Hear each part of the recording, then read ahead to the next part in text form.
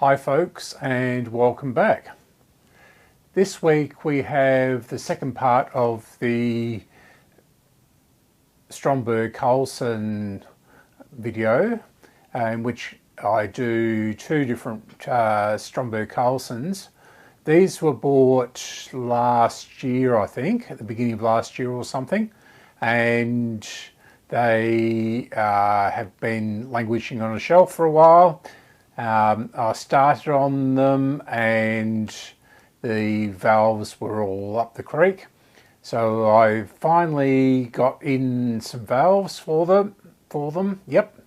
And yes, this is the more upmarket radio, the brown Bakelite one with the tone switch, but only one band. So the cream one I did a week before last, that has no tone control on it and a 5-inch speaker. This one has the larger speaker and a tone switch, and then the wooden one has a tone switch and a band switch because it's 2-band and has the large speaker and everything like that. So obviously made quite a few variations on the same chassis and using common parts. So this is sort of a quite interesting exercise. They are finished and they do sound okay.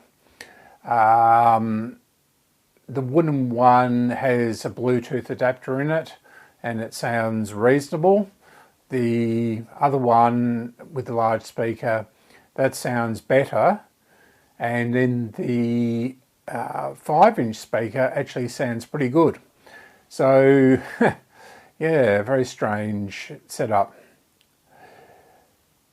Yesterday I went down to Melbourne and I tried to sort out the microphones, and now I've ended up with an even more complicated setup than I had before.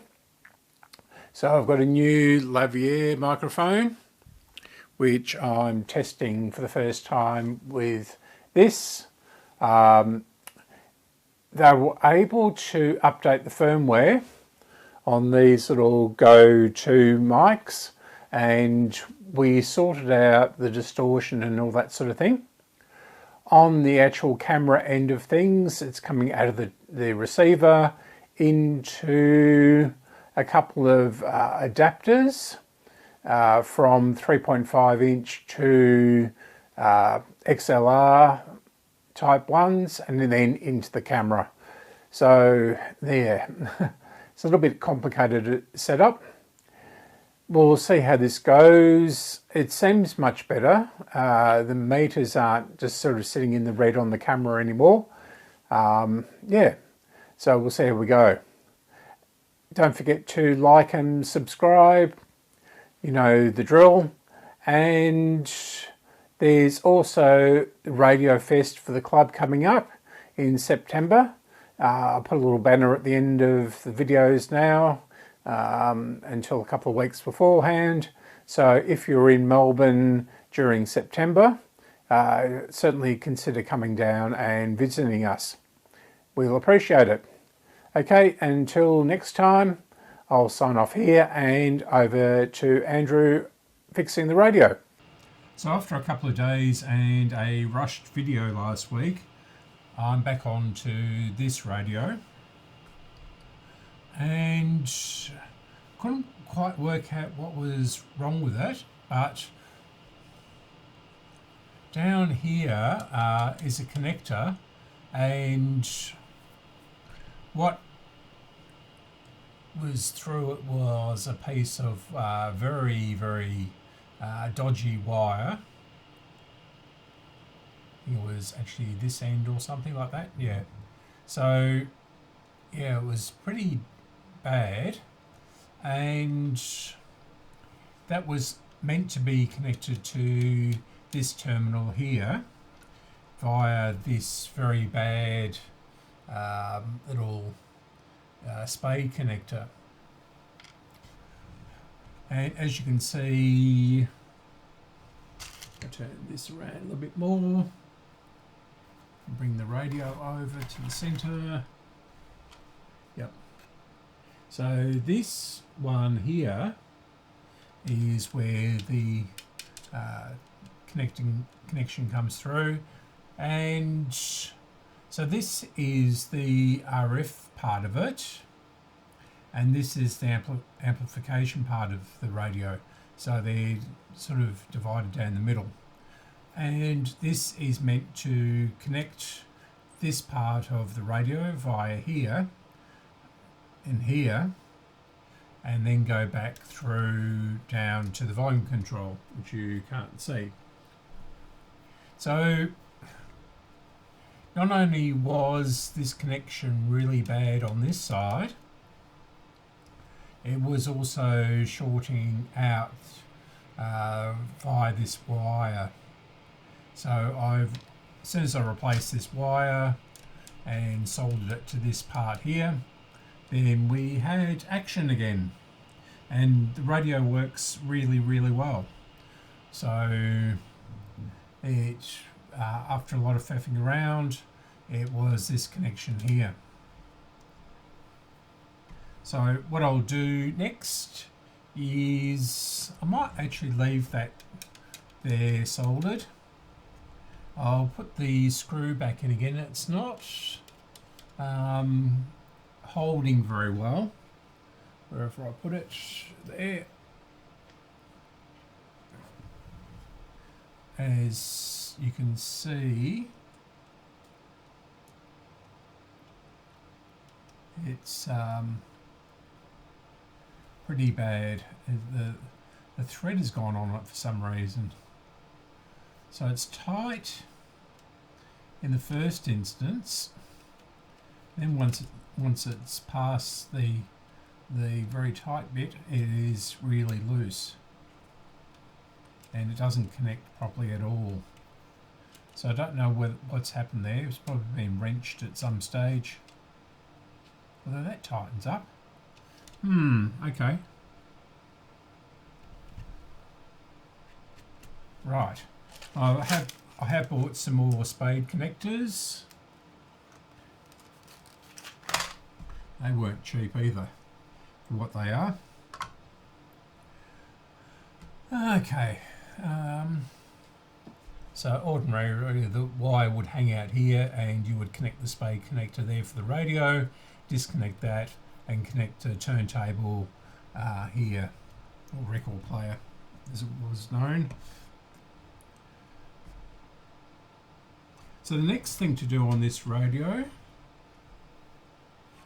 move the aerial off, is to restring it. The stringing was all up the creek.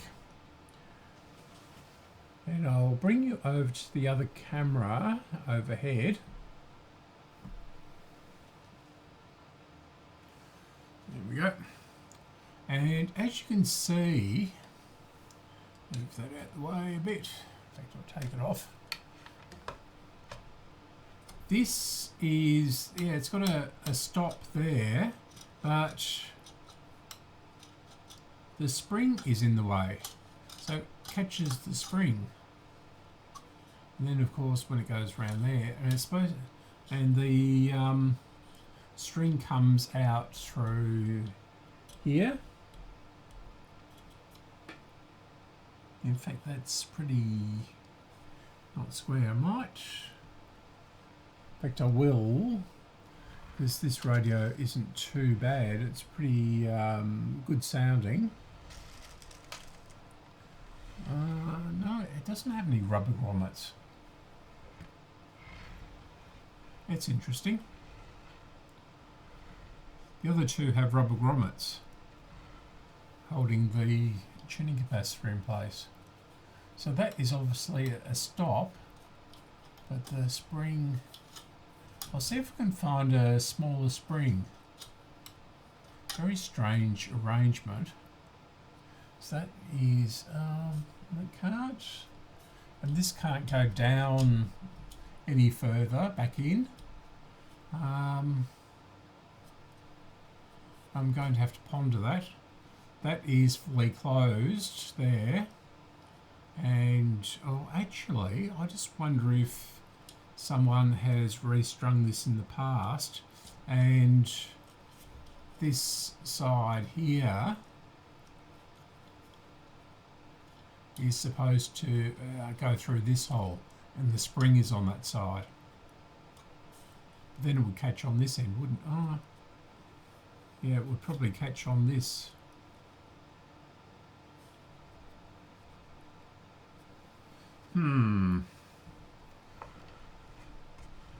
Very interesting. Let me ponder this, and I'll be back after I've worked this all out. Right, the only place, or even this place here, actually that would work.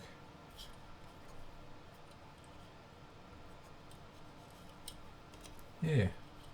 So, would that fail?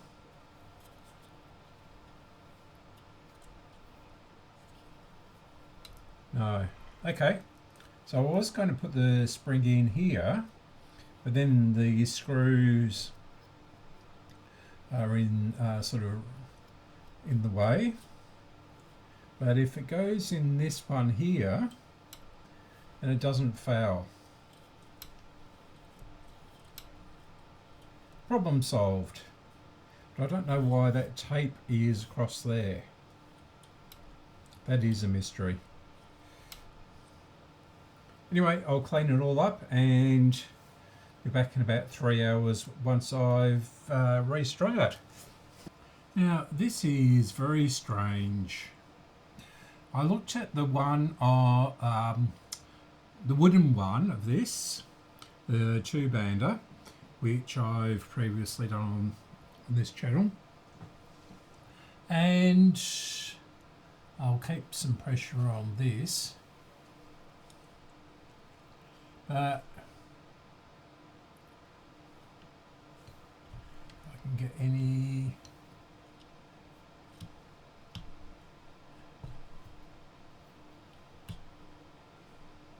there we go.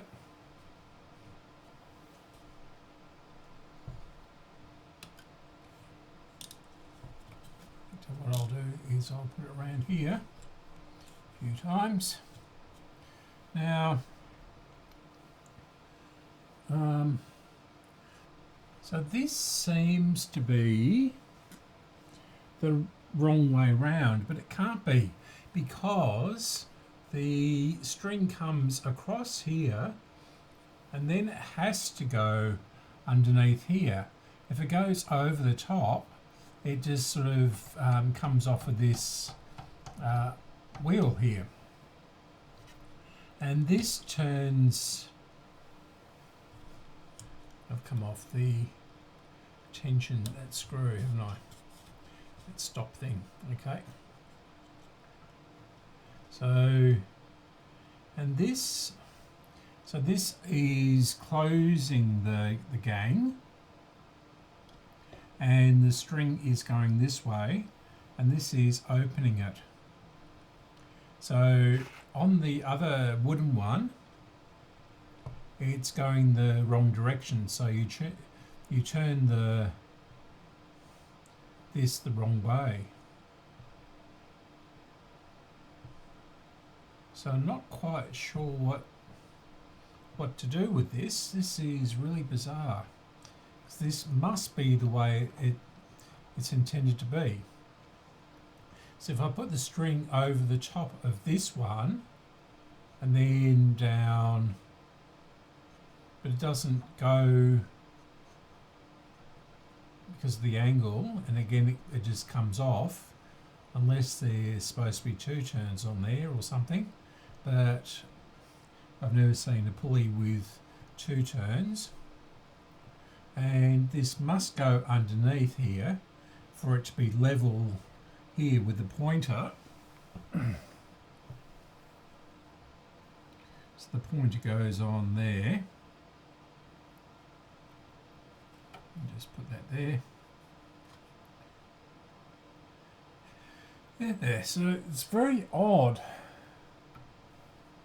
So it must go this way and turn the dial the wrong direction.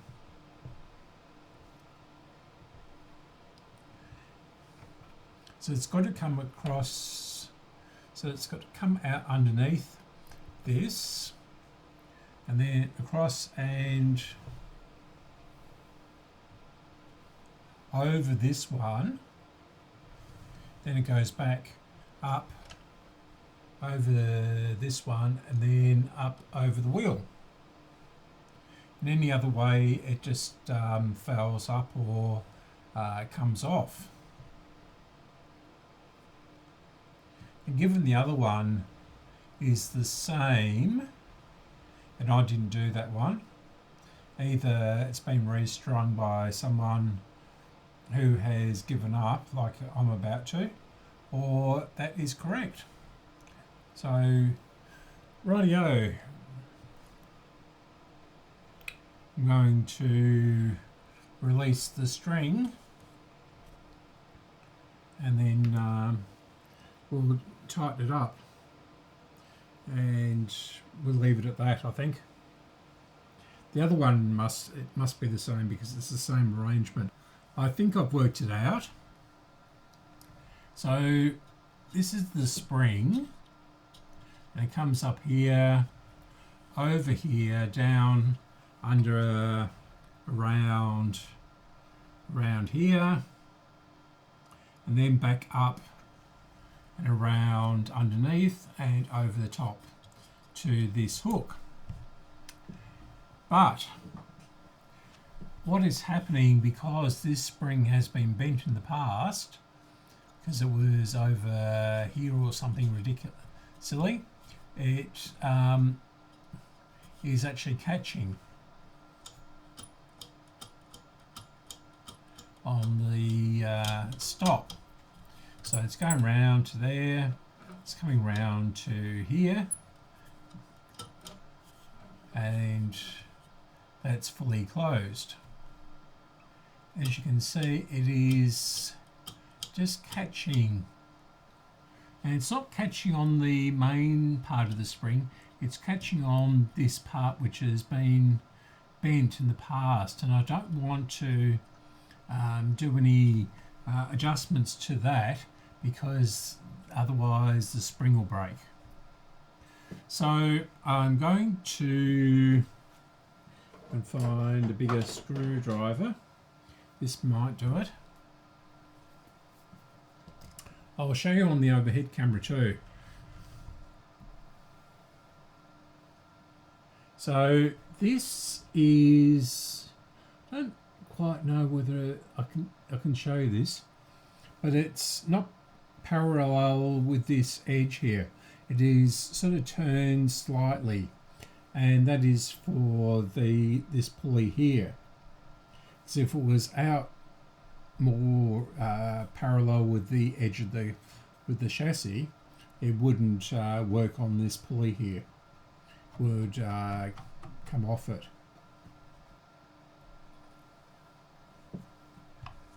I'll undo these grub screws here. It looks like they've already been tampered with in the past because they're pretty rough, and I'll try and move the this wheel in just a little bit. There's just enough, there's about 2 millimeters of clearance, and we'll see if we can stop that catching. Oh yeah, it's pretty loose actually.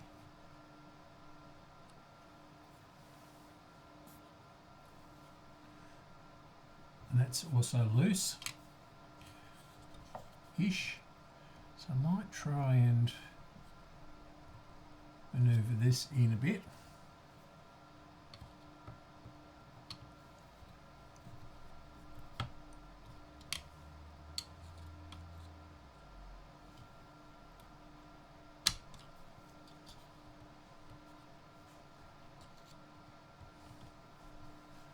See how that goes. It might be fouling on the back. There's a couple of screws that stick out. No, actually.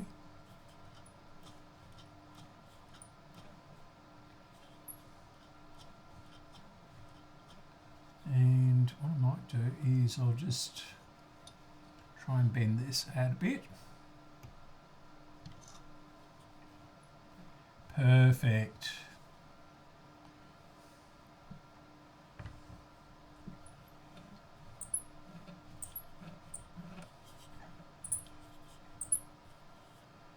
Now that looks like, is this down far enough? Yeah. So this looks like down here there is absolutely no clearance. But it's not actually, so if I put that in, you can see how close it is by the movement of the string if I just touch it. But there is just a tiny bit of clearance there. So hopefully this won't rub against this arm and cut the cord. But I'm sure this is going to go backwards.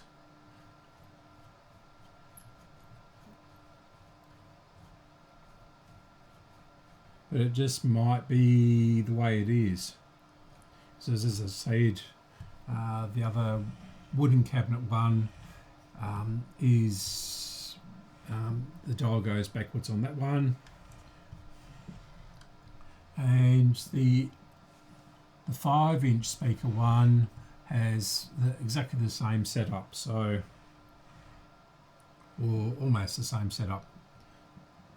It's a bit different, but it's very similar. Okay, so what I'm going to do is I'll lubricate all of these points and clean the chassis up a little bit, and then I'll put it back in it, reassemble it and put it back in its case. And that's the end of this one. I've done the alignment on this one, and it was a funny thing to do. It was all over the place. So there's no antenna tremor on this one, so it's pretty difficult to get the tracking right. I'll just zoom you back a little bit and bring you up.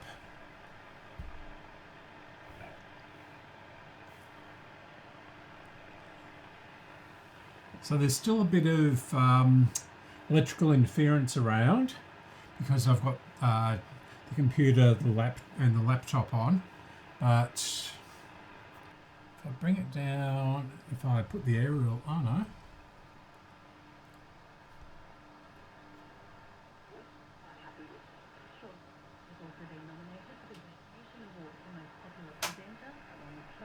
This is 3LO in Melbourne. Now to sport, Collingwood Slam McStay has suffered another injury setback. The key forward ruptured a tendon in his finger in round 5.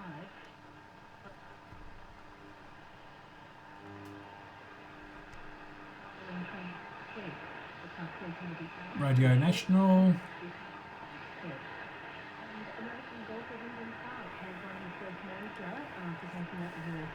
And I'll try and find 3BA.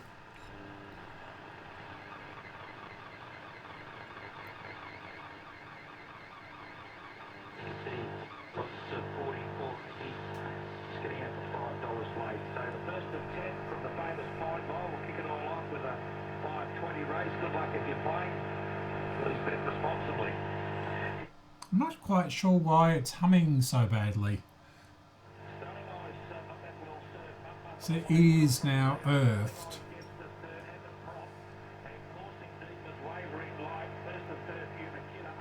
And it's quite distorted as well. But the valves are all really good.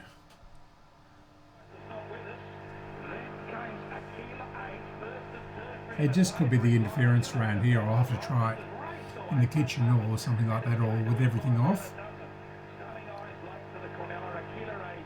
And I worked out why the dial is so strange, because it's the opposite of all the other radios around about this period, and 3AR is at the left hand end, so that's low frequencies, and the high frequencies are at the other end. So it must have been originally strung this way, but it feels so strange going the opposite direction. So I guess that's just the way they are. Anyway, that's this one. We'll wrap this up. And it's this is quite easy to put back in its case. I do have to put this speaker grill back on again. No, I can't remember. Yeah. So, right, I'll do that. And I'm giving up for today. I've been in and out all day. So, time for dinner.